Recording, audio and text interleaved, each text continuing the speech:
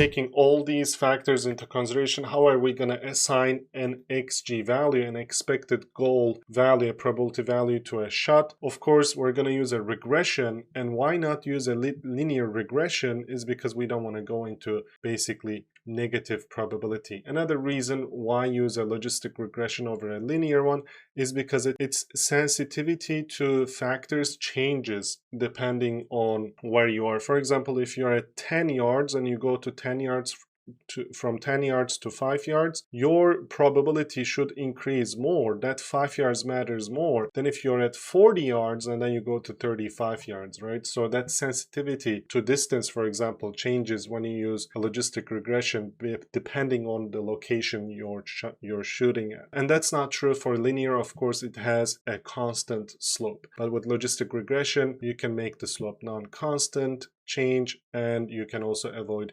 negative or above 1 positivity, right? 120%. It doesn't make sense. So you want to avoid those impossible probabilities, basically. After we assign a probability for each shot, what do we want to do? We want to add all these shots up, all these expected goals up, and we can get an XG match. So summing all the XG for each shot, we can get an XG for the match for the team. And that is what we use in our models as an attack strength. So if you look at here, it's very explanatory actually for this particular game, Brazil versus Japan.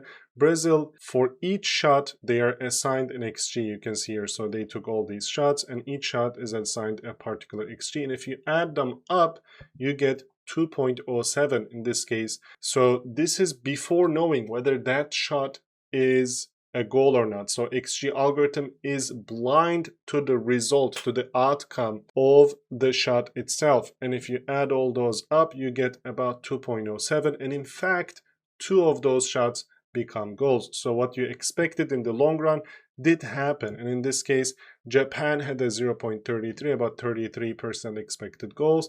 And in fact, they scored one of their shots. So this is showing like why it makes sense to use XG as an attack strength and why not use, for example, the actual goals, because actual goals are more noisy. They are more apt to chance and randomness, whereas creating the chances for those goals is more of that signal that you want to use. It's more reliable for prediction. You don't want noise, you want more signal, and it's more up to talent to create the chances for a goal than to create the goal itself, is the philosophy, the idea behind it. Let's look at XG. From XG match to I want to go to XG per game. So if you add all the expected goals for each shot for all the games a team plays and then divide that by how many games they played, now you got your XG per game. And why do you want to use XG per game? Because some teams might have played different number of games, and also you want to use it for your expected goals in a given match. So you want to do it per game. And another way you can calculate the same thing, you can just add up all the match XGs and then divide that again by however many games they played, right? So both the same math, different formulas, but it will give you the same outcome, the same XG per game. And one caveat, so XG is not always reliable. So you can see the Brazil and Japan game, how telling XG was, how telling the expected goals was.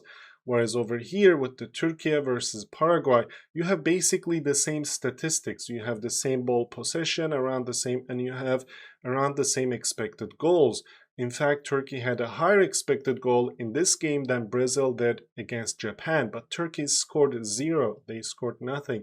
And then Paraguay scored 1 against them. So Turkey lost this game despite having a more ball possession, higher expected goals, more total shots, more shots on target and everything. But it was not enough. They couldn't win the game. So that shows why XG is not always reliable. And this is not pure chance, guys. I watched this game and you can see how much effort Paraguay's defense put in defending their game. And you can see over here, so Brazil versus Japan, and then when you go to Turkey versus Paraguay, FOTMOB, and then you can see so many of their shots were blocked by the defense.